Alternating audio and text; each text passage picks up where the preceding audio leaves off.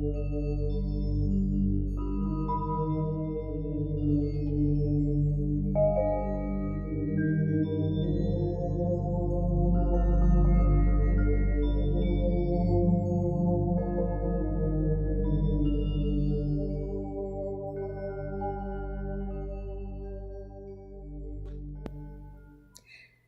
everybody, today we're going to be making a Halloween DIY. And for this, you're going to need one of these 7-inch bases that you can get at Dollar Tree. You're also going to need these gel beads that you use for floral arrangements that they sell at Dollar Tree as well. They come in different colors, but I got the clear for this project. And then you're going to need some sort of little creepy crawly item for Halloween. You can use like the skeletons from the skeleton garland. I have this little skeleton hand that I got in a pack of I think 10 or 20 from Michael's, but you can just be creative. It's just whatever you decide you want to float. And you're going to need some water.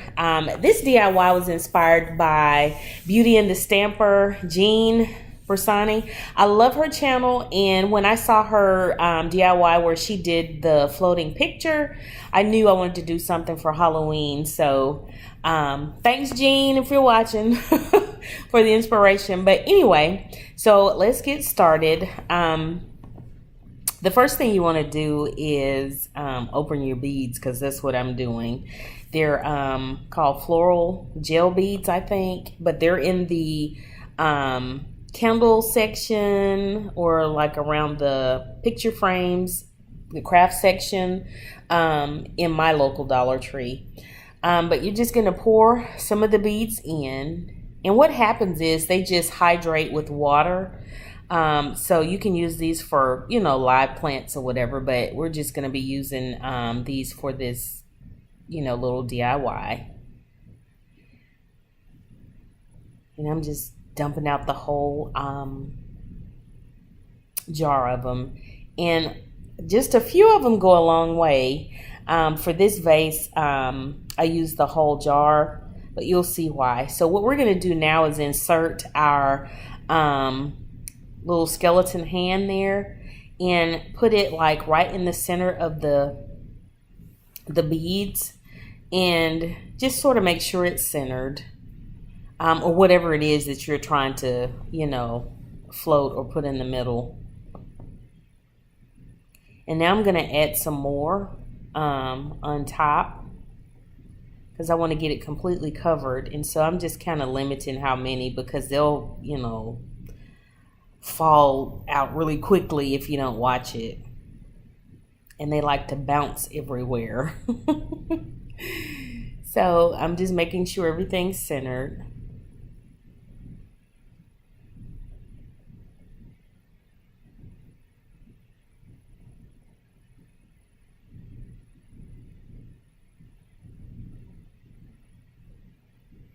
And like I said, you can put whatever you want here, as long as it's, proportionate to the vessel you're using. I'm just using this little Dollar Tree, like I said, 7-inch vase.